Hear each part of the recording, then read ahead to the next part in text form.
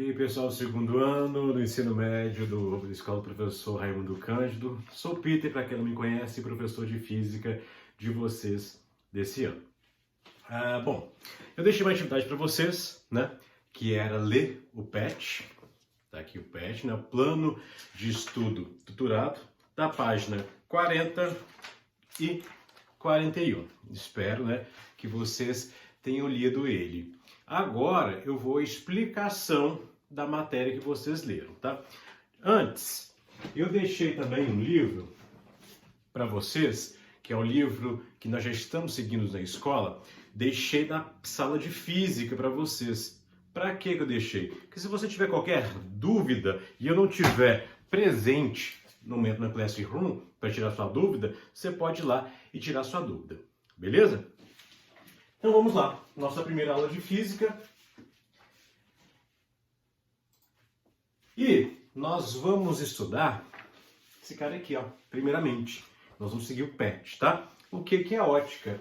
Ótica nada mais é o estudo do fenômeno das luzes, tá? Ele sempre vai ser associado à luz. A ótica, elas são divididas em duas partes. A ótica geométrica, ok? E a ótica física. Nós vamos ver primeiramente a ótica geométrica. A ótica geométrica, ela estuda a propagação da luz por meio de raios de luz. E sempre a propagação vai ser representada por uma linha denominada raio de luz. Essa linha vai ser uma setinha, tá? Sempre com uma pontinha, ou seja, virada para a direita ou para a esquerda, vai refletir para o local aonde ela estiver direcionada, beleza? Então, como eu falei, que a reta indica, né, o sentido é que ela se propaga, e o conjunto dessas setas aqui, que nós vamos ver mais para frente, ele é denominado feixe de luz. Aqui eu coloquei alguns exemplos, né, de feixe de luz. Nós temos três. Nós temos o divergente, o convergente e o paralelo. Aqui, primeiramente, eu tenho o divergente. Eu tenho uma fonte luminosa, tá? Que está aqui, ó, que está gerando a luz e está apontando para o objeto. Notem que a luz só vai para o objeto, ok? No feixe paralelo, nós temos uma fonte luminosa. Essa fonte luminosa é o infinito. Tá até aqui o símbolo, tá? Um exemplo, o Sol, tá? Que é bem distante aqui da Terra. Olha como ele emite os raios de luz dele até o objeto. E temos também o convergente, que é o contrário do divergente. No caso aqui, o objeto, nós temos primeiro a fonte luminosa que está colocando a luz, porém que ao bater no objeto, essa luz ela volta para essa fonte luminosa, ok? Fontes de luz. Qualquer corpo que emite luz, ele é considerado uma fonte de luz. Quando o corpo emite luz própria, ele é chamado de fonte primária, tá? Um exemplo de fonte primária é o Sol, a lâmpada, a luz da vela. E os corpos que refletem a luz recebida pela fonte primária, eles são chamados de fontes secundárias. Um exemplo, tem a lâmpada lá em cima no teto da sua casa, numa sala, e a lâmpada ela vai refletir a luz e vai bater na parede.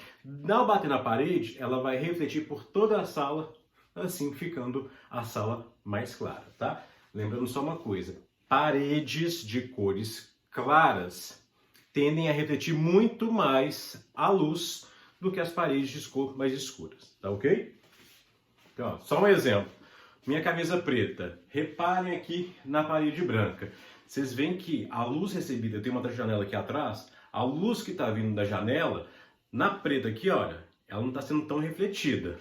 Já na parede, está sendo muito mais. Olha aqui na televisão, aqui a cor escura preta e aqui mais aqui as cores mais claras. Olha, notem a luz lá da janela. Vocês conseguem ver aqui no preto? Não conseguem tão bem quanto lugares que são mais claros, ok? As fontes primárias, elas são subdivididas em incandescente, que emite luz por conta da sua temperatura, e já a luminescente emite luz mesmo quando a sua temperatura é relativamente baixa, ok? A incandescente são aquelas lâmpadas, por exemplo, aquelas lâmpadas antigas, que elas ficavam superaquecidas, aquele bulbo no meio dela aquecia tanto que gerava assim a luminosidade, ok? Já a luminescente, ela vai dividir em fluorescente e fosforescente. Um exemplo de fluorescente são até as lâmpadas fluorescentes, aquelas lâmpadas brancas um pouco mais antigas, tá? Lembrando, hoje em dia no mercado tem a fluorescente e tem a de LED. São duas lâmpadas totalmente diferentes, tá? A fluorescente, ela emite luz quando elas são excitadas, tá? Já a fosforescente, ela emite luz ainda algum tempo, certo tempo, mesmo sendo interrompida a ação da excitação. Um exemplo é aqueles apagadores antigos, interruptores, que mesmo você apagando a luz, né, lá no interruptor, ele ainda consegue refletir um pouco de luz, ok? Nós temos agora o meio óptico. O meio óptico, ele é classificado em transparente, translúcido e opaco. Reparem aqui, ó. O transparente, a luz vem aqui, passa pelo corpo e ultrapassa a barreira desse corpo. A luz, ela consegue ultrapassar.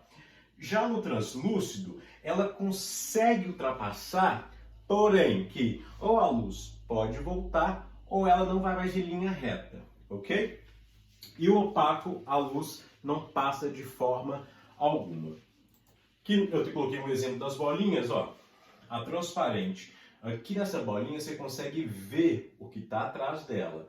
Já nessa aqui na translúcida, você consegue ver, mas nem tanto. E já essa bolinha aqui opaca, que no caso é isopor, a luz, ela não consegue ultrapassar a barreira aqui da bolinha, por conta do material. Então vamos lá agora a sombras. A formação da sombra é entendida como a formação de uma região destituída de luz. É uma consequência do princípio de propagação retilínea da luz. O que determinará a formação de sombra ou penumbra será o tipo de fonte de luz, que pode ser uma fonte pontual ou extensa.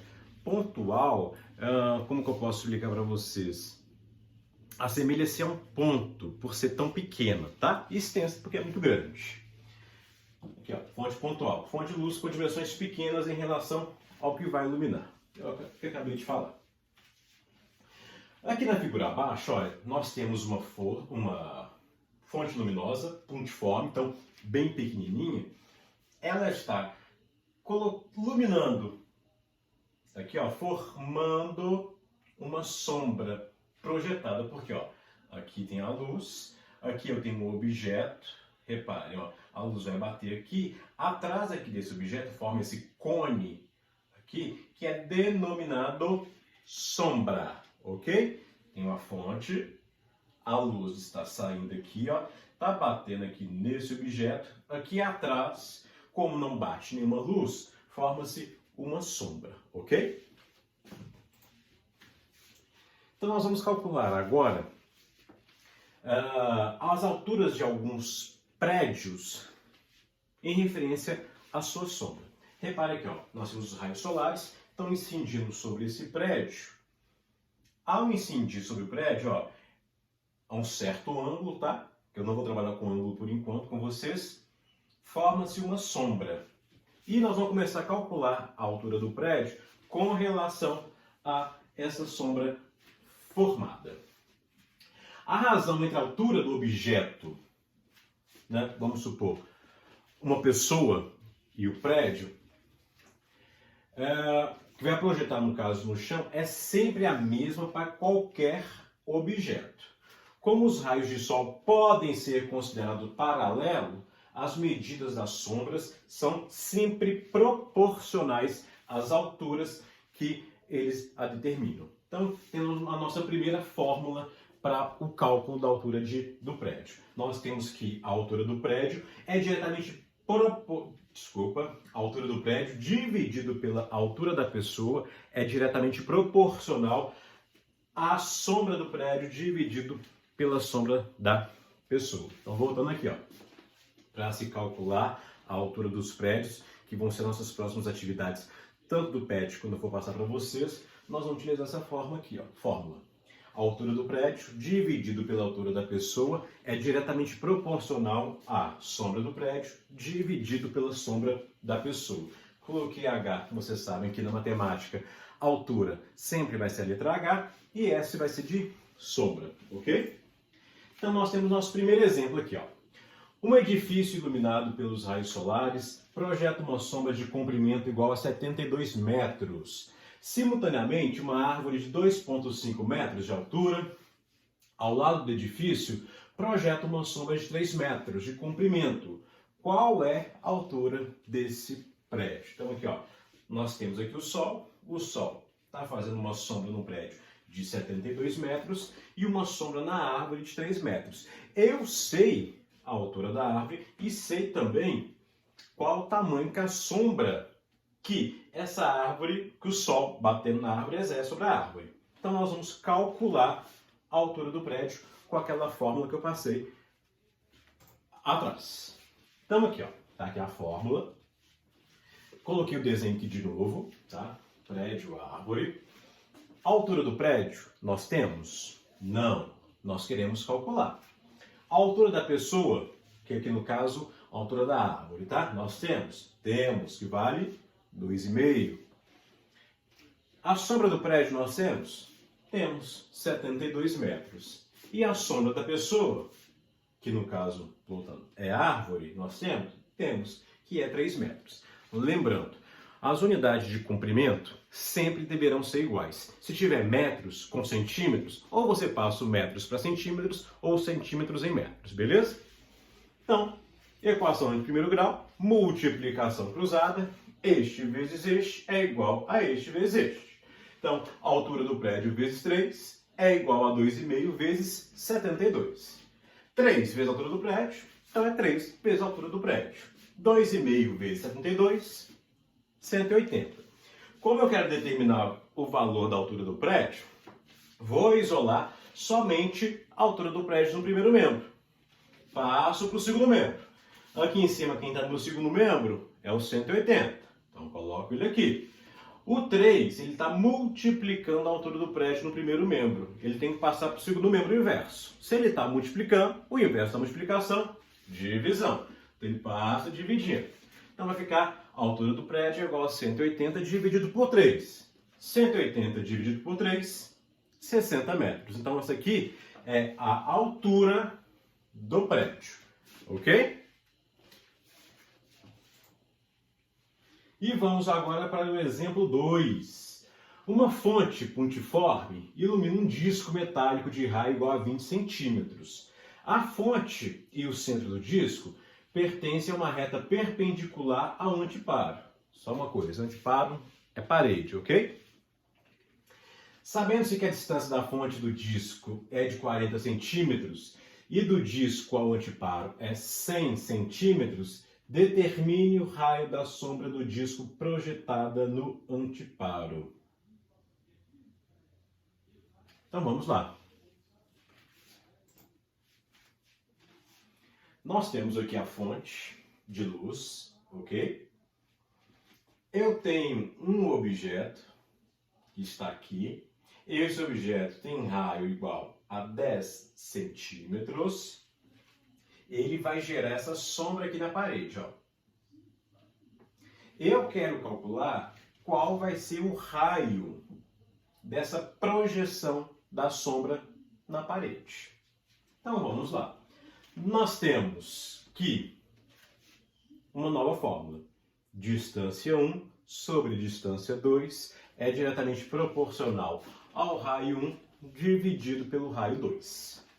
Lembrando, esse aqui vai ser o raio 1 e esse aqui vai ser o meu raio 2, que eu quero determinar. A distância 1, eu tenho que é essa daqui, ó, que é dessa minha fonte luminosa até esse objeto aqui, que são 20 centímetros. Então tá aqui. A distância 2 é da minha fonte até meu raio 2. A distância daqui até aqui são quantos centímetros? É esse 20 mais os 50. Então, 20 mais 50 dá 70. Meu raio 1 está aqui, são 10 centímetros. Já o meu raio 2, eu tenho? Não tenho, vou ter que calcular. Então, minha incógnita aqui vai ser raio 2. Então, 20 mais 50, já informei para vocês que é 70, nós vamos fazer a multiplicação cruzada. Por quê? Nós estamos na equação de primeiro grau. Então, 20 vezes R2, está aqui, ele é igual a 20 mais 50, que é 70, vezes o 10. 20 vezes R2, 20R2. 70 vezes 10, 700. Como eu quero determinar o valor de R2, vou isolar R2 no meu primeiro membro, deixo ele sozinho, já está aqui. Vou para o meu segundo membro. Aqui em cima, quem está no meu segundo membro? 700. Então ele desce, sem troca, sinal, sem nada, porque já está no membro. O 20 que acompanha o R2, está multiplicando ele no primeiro membro. Ele passa o inverso para o segundo membro. O inverso da multiplicação, então ele vai passar dividindo. 700 dividido por 20, descubro que o raio projetado aqui na minha parede é igual a 35 centímetros, ok? Tá? Bom, eu vou deixar agora uma atividade para vocês. Vocês vão fazer atividades do PET, páginas 42 e 43, números 1 a 4. Quando nós formos corrigir esses exercícios, eu vou tentar fazer ele de uma forma online, para que todo mundo tente tirar as dúvidas na aula online, beleza? Então, até a próxima.